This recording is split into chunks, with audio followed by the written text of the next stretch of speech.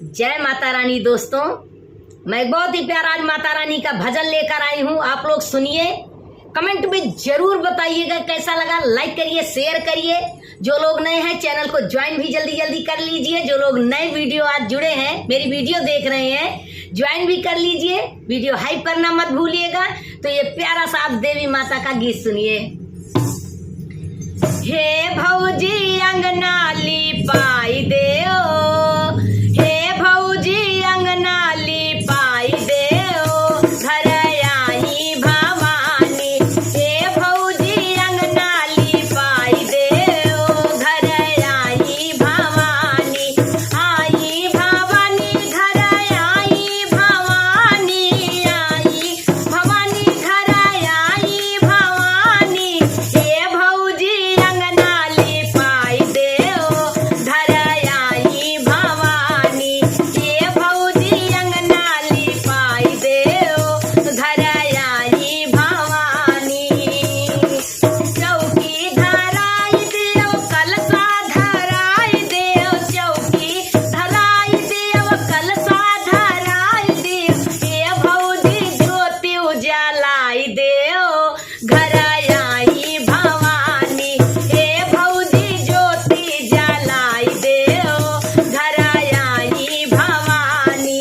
हे भौजी अंगना लिपाई देओ, घर आई भवानी। सिंदूरा लगाई देओ, बिंदिया लगाई देओ, सिंदूरा लगाई देओ, बिंदिया लगाई देओ, सिंदूरा लगाई देओ, बिंदिया लगाई देओ। हे भौजी कुंडल पहिनाई देओ, घर आई भवानी। हे भौजी लाली लगाई देओ, घर आई भवानी। हे भौजी लाली लगाई देओ, घर आई भवानी।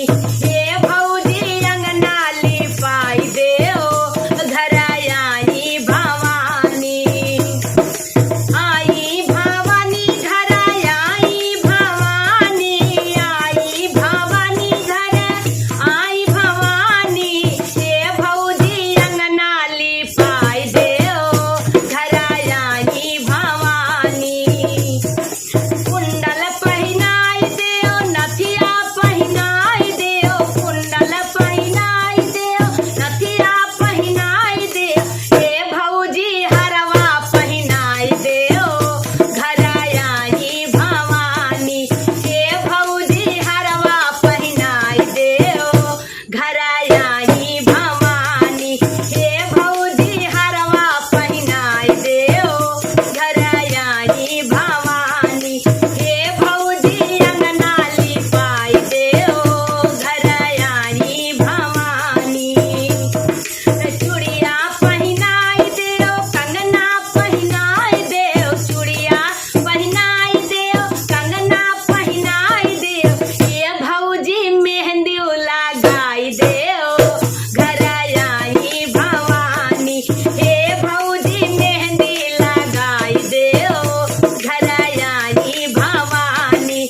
हे भौजी अंगना लिपाई देओ, घर आई भवानी। आई भवानी घर आई भवानी, आई भवानी घर आई भवानी। हे भौजी अंगना लिपाई देओ, घर आई भवानी। लहंगा पहिराई दियो, साड़ी पहिराई दियो, लहंगा पहिराई दियो, साड़ी पहिराई दियो। हे भौजी चुनरी ओढ़ाई देओ, घर आई भवानी। हे भौजी चुनरी ओढ़ाई देओ, घर आई भवानी। हे भौजी अंगना लिपाई देओ, घर आई भवानी। पायल पहिराई देओ, बिछुआ पहिराई देओ, पायल पहिराई